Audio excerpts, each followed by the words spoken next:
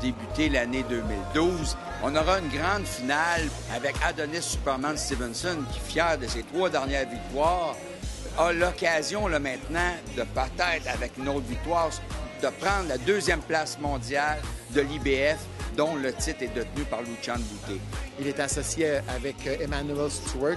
Emanuel Stewart, qui a dirigé plus de 25 champions du monde en carrière, a décidé lui-même de s'impliquer dans la carrière d'Adonis Stevenson parce qu'il croit que Stevenson a le potentiel requis pour devenir une grande vedette internationale.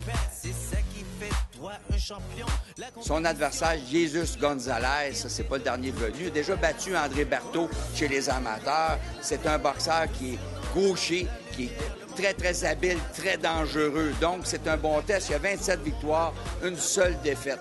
Et sa défaite, c'était en 2005.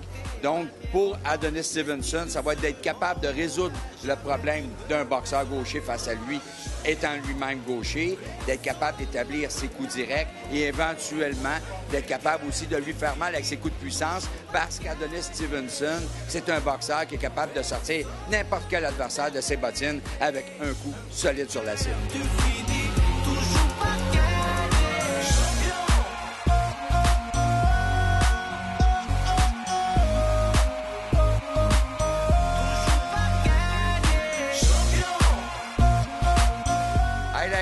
Storm Alvarez, ce Colombien qui demeure maintenant à Montréal, qui est une grande vedette chez les amateurs, qui a participé aux Jeux olympiques de Pékin, gagné la médaille d'or aux Jeux panaméricains en 2007, passant un Cubain en quart. Mais lui, Alvarez, à son 7e combat, est déjà champion nord-américain. On avait eu Ngujo il y a quelques années qui, à son 9e, avait réussi ce coup d'éclat, mais là, Alvarez l'a battu.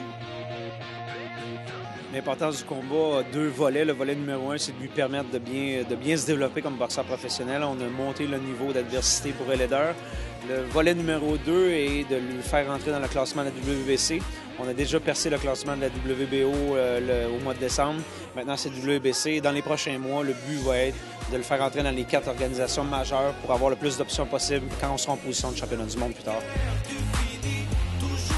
Alvarez, là maintenant, est champion nord-américain, va se battre pour un titre international contre Otis Griffin.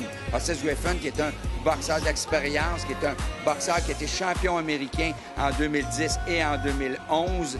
Et dans le cas de Griffin, lui, il en a affronté des très bons dans sa carrière, des Jeff Lacey, des Danny Green et beaucoup d'autres. Il va arriver à Montréal contre Eleider Alvarez, seulement 7 combats. Il n'arrivera sûrement pas à claquer des dents.